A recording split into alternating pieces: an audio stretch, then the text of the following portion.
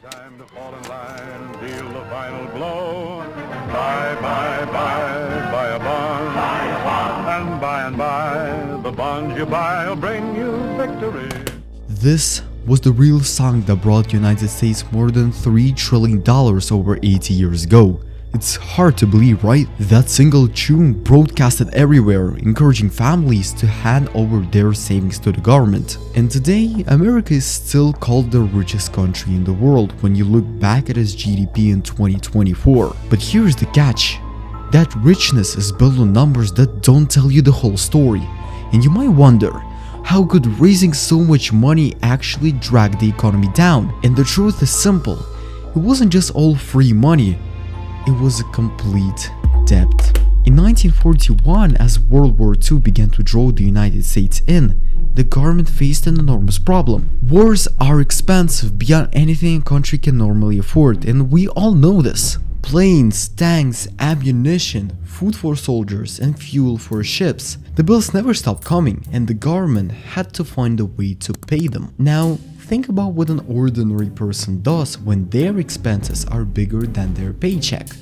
Yep, first they might cut it back. Then maybe they work overtime or get a second job, but if the money still doesn't add up, they head to the bank.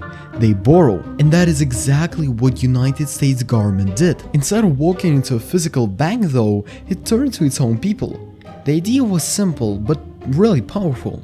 Sell war bonds. Citizens would lend their government money during the war, and years later, they would get it back with a bit of interest. And to encourage this, the government allowed massive campaigns like posters, radio jingles, and even songs that you've heard at the start of this video. Families bought them out of patriotism, kids bought 10-cent stamps that added up to a bond, and by the end of the war, Americans had purchased $185 billion worth. And in today's money, that's over $3 trillion. It sounds like a miracle, doesn't it? The country raised the cash it needed, ordinary people felt like heroes, and the war effort never ran out of fuel. But hidden under the celebration was the bigger truth. It was still a debt. And debt, no matter how patriotic it is, has to be repaid. By 1946, the United States national debt had explored to $269 billion. To put that into perspective, before the war in 1940, it was only $43 billion. Debt, compared to the size of the economy, what we call debt to GDP, hit around 120%, and that's the highest level America had ever seen until very recently. And this is where the story really connects to today. The war set a precedent. It showed the government that if it really needed money, it could borrow it on an enormous scale, and people would accept it. What started as a temporary solution during a global crisis slowly became a habit, and that's why even now America keeps borrowing. The United States debt had crossed $36 trillion, and once again, it is larger than the entire yearly economic output of the country. But here's where things get far more interesting. You've probably heard politicians boast about how big the United States economy is. They point to GDP, gross domestic product, as a proof that America is thriving. And yeah, the GDP number is massive and is actually the biggest in the world today. Over $27 trillion in 2024, and on paper, this is unmatched. But does GDP really tell us the whole story? Well, not at all. Think about what GDP actually measures. It adds up the total value of all the goods and services produced within the country. And that means every time money changes hands, GDP ticks up. But here's the flow. GDP doesn't care whether the activity makes people's lives better or worse. If there is a car crash and people spend thousands repairing cars, GDP goes up. If pollution forces a city to spend millions cleaning rivers or treating asthma patients, GDP goes up. Even money spent on prisons or wars adds up to GDP. You see the problem. It counts every dollar spent, but it doesn't separate good from bad. It's the progress from damage. But there is much more. GDP doesn't measure inequality. If the rich get richer while poor stay struggle, GDP can still grow, even though most people don't feel better off. It doesn't measure unpaid work either, like parents raising children or communities volunteering their time. These things are valuable, but because no money changes hands, GDP ignores them completely. And this is why many economists today argue that GDP is not a true reflection of well-being.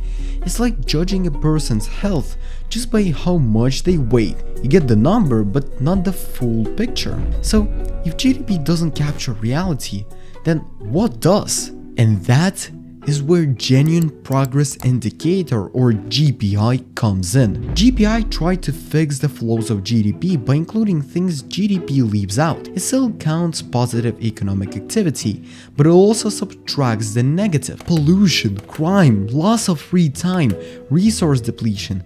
These are all the things that reduce GPI. And on the other hand, things that GDP ignores, like volunteer work or the value of family care, are added in. When researchers compared GDP to GPI for the United States, they found something really shocking. GDP kept climbing steadily until the 1970s, but GPI? Yeah, it completely flattened out. In some years, it even declined. But what does that mean? It means that while the economy looked like it was growing, genuine progress, people's actual well-being had stopped improving decades ago. The extra growth wasn't making life better, and in fact, sometimes it was making life worse. Just imagine a GDP increase for an increase in spending for a military, for example. You've got to replace that tanks 5 years after, but you don't spend that money on healthcare or education, which have much greater social impact. And even economists have a specific term for this: uneconomic growth. Growth where the costs outweigh the benefits. So let's put it all together. The United States learned to rely on debt during World War II, setting the stage for today's trillions in borrowing. It uses GDP to claim it is the richest nation, but GDP itself is a flawed measure. And when you look at alternatives like GPI, you see that much of America's growth isn't delivering real benefits to its own people. It's a story of numbers that look good on the surface, but hide the problems underneath. Anyways, if you love to participate in such economic discussions or have an interesting idea for the future video, then join my Discord server via link in bio. We've got a whole community growing there. Subscribe to my channel and comment down below whether you think GDP is actually a great measure of economic growth. Thank you for watching and see you soon.